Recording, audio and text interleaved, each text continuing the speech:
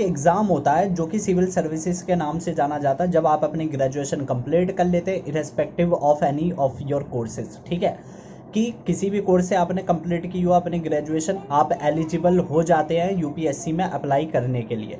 55% जो क्राइटेरिया है वो जनरल कास्ट के लिए रखा जाता है कि उससे अबव वाले, यानी 55% या उससे अबव वाले इस एग्ज़ाम के अंदर बैठ सकते हैं, यानी अप्लाई कर सकते हैं। और जो SC ST होती है उनको 5% की रिलैक्सेशन दी जाती है। अब उसके बाद में होता क्या है कि जैसे आपने ग्रेजुएशन कंप्लीट की तो कई सारे जो स्टूडेंट्स होते हैं, कई सारे स्टूडेंट्स कोचिंग ज्वाइन करते हैं। अगर जैसे कि जो यहाँ पर फेमस जो इंस्टीट्यूट्स हैं वो दिल्ली में ही सिचुएटेड है, जैसे कि आप करोल बाग में देख सकते हैं बाजीराव, ठीक है, बाजीराम हो गया। और एक हो गए शुभ्रा रंजन मैम की क्लास पॉलिटिकल साइंस के लिए जो स्पेशली प्रिपेयर करते हैं।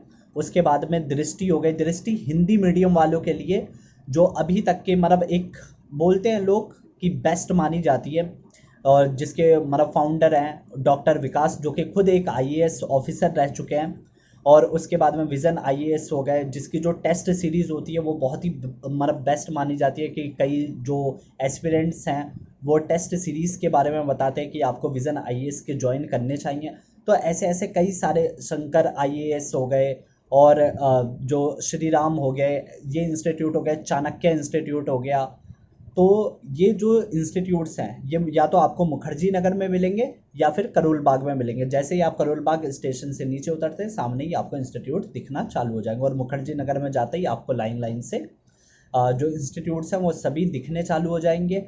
और अब इसके बारे में लोग इस पे स्ट्रैटेजी कैसे बनाते हैं, ठीक है, हम यहाँ पर मेनली डिस्कस करने वाले हैं कि आखिर यूपीएससी के लिए आपकी स्ट्रैटेजी क्या होनी चाहिए। तो मोस्टली जो एस्पिरेंट्स हैं जिन्होंने भी यूपीएससी को क्वालिफाई किया, यानी सिविल सर्विसेज को जिन्होंने क्वालिफाई किया है, जो भी IAS बने हैं या IPS या IFS या IRS, इन सब की पोस्टें मिली हैं, तो वो कुछ चीज़ें होती है, कुछ लिमिटेड चीज़ें हैं जिनके ऊपर वो फोकस काफ़ी ज़्यादा करते हैं, यानी जो हर बार इंटरव्यू में रिपीट होती है। मतलब इंटरव्यू में रिपीट, यानी IAS जो इंटरव्यू देते हैं सिलेक्ट होने के बाद में उनमें वो बातें रिपीट करते हैं। तो आप भी अगर जान लेंगे, आप भी अगर प्रिपरेशन करना चाहते हैं IAS की या IFS की, तो ये आपके लिए बहुत ज़्यादा हेल्पफुल हो जाएगा।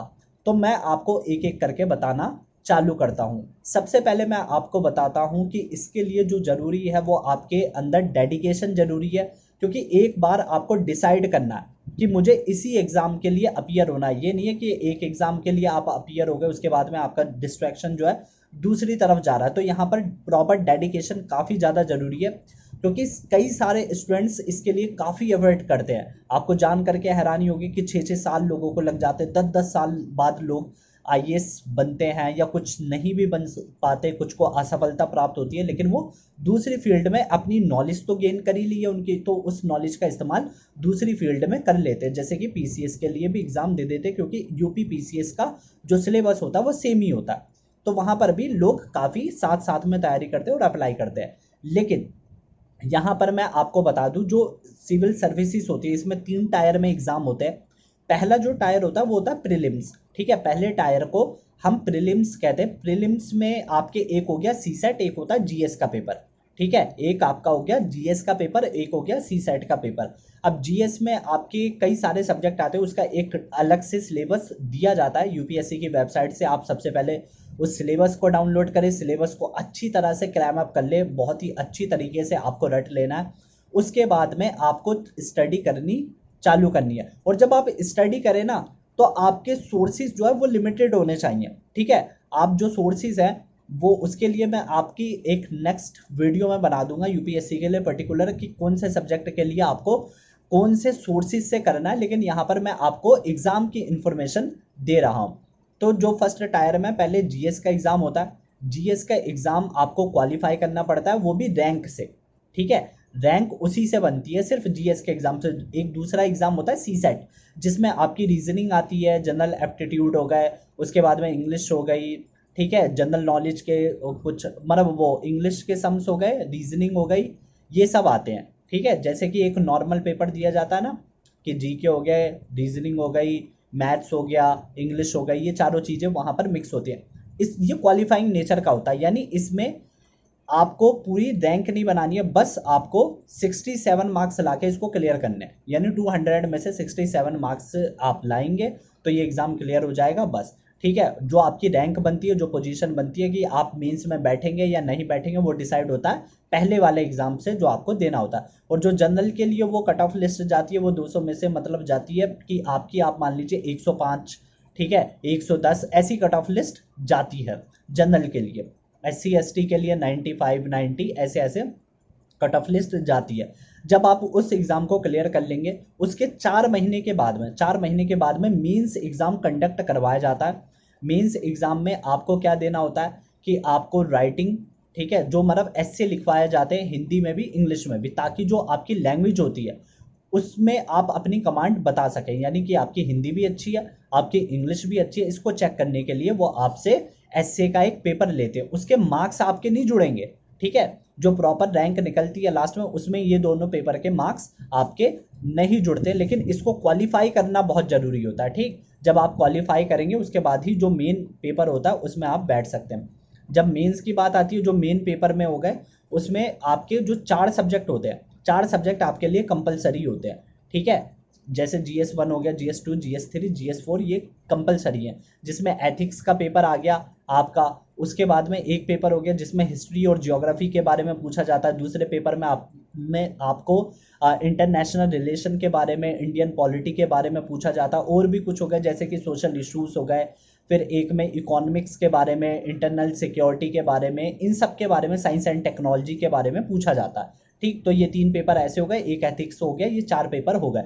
उसके बाद में आपको 2 पेपर जो होते हैं वो ऑप्शनल होते हैं, 2 पेपर ऑप्शनल। इसकी एक लिस्ट जारी होती है, करीब 45 से 50 जो सब्जेक्ट्स होते हैं वो दिए जाते हैं। उसमें से 2 सब्जेक्ट आपको चूज करने पड़ते हैं अपने अकॉर्डिंग, जिसमें आपने ग्रेजुएशन कर रखी हो या फिर उसके अलावा आप 50 में से, पूरी लिस्ट होती है, उन्हीं लिस्ट में से आप 2 पेपर को चूज कर सकते हैं। उस पेपर को चूज कर लिया आपने और उसके बाद में उसकी प्रिपरेशन आप करते हैं। वो बहुत ही डीपली आपसे पूछा जाता है, क्योंकि उस पेपर में जो पर्पस होता है वो आपका एकदम जो नॉलेज आपकी चेक करना होती है।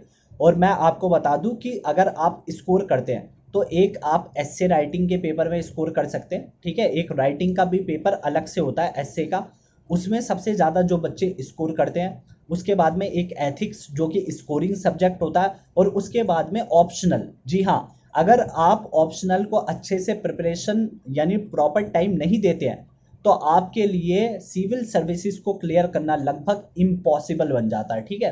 क्योंकि जो आप स्कोर कर पाएंगे वो अपने ऑप्शनल में ही कर पाते हैं, मतलब दूसरे सब्जेक्ट के जो कंपैरिजन में ऑप्शनल में ज़्यादा स्कोर किया जाता है, क्योंकि वहां पर पॉसिबिलिटी होती है कि जो इंडिविजुलेटर होता है वो आपको ज़्यादा मार्क्स देता है अगर आपने कंटेंट अच्छा लिखा है। कंटेंट से इधर उधर भटकेंगे तो एक भी मार्क्स नहीं मिलेंगे आपको, ठीक है। तो एथिक्स के लिए प्रिपरेशन अच्छी रखें, ऐसे राइटिंग की प्रैक्टिस जरूर करें, ऑप्शनल पे कमांड बहुत ज़्यादा जरूरी है।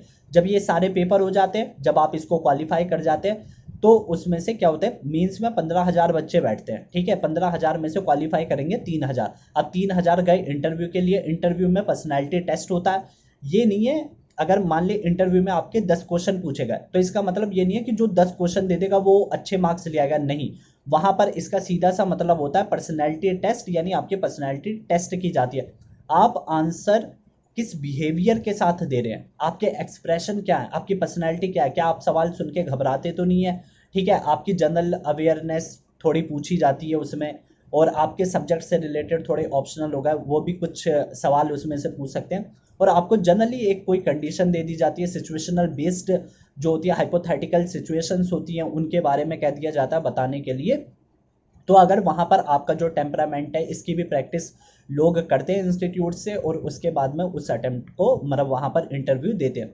जो इंटरव्यू क्वालिफाई कर जाते हैं उसके बाद लिस्ट जारी होती है, 800 से 900 कैंडिडेट्स जो होते हैं एवरी ईयर सिलेक्ट होते हैं। उसके बाद में वो सिलेक्ट होने के बाद उनकी जो रैंकिंग आ जाती है, रैंकिंग में आप अपनी पोजीशन देखते हैं, और उसके बाद में आईएएस, आईएफएस, आईआरएस, आईपीएस, ये सब जो भी होती है एटसेट्रा पोस्टें, उनके लिए वो सब ट्रेनिंग पे चले जाते हैं। तो ये है सारी इंफॉर्मेशन यूपीएससी के बारे में।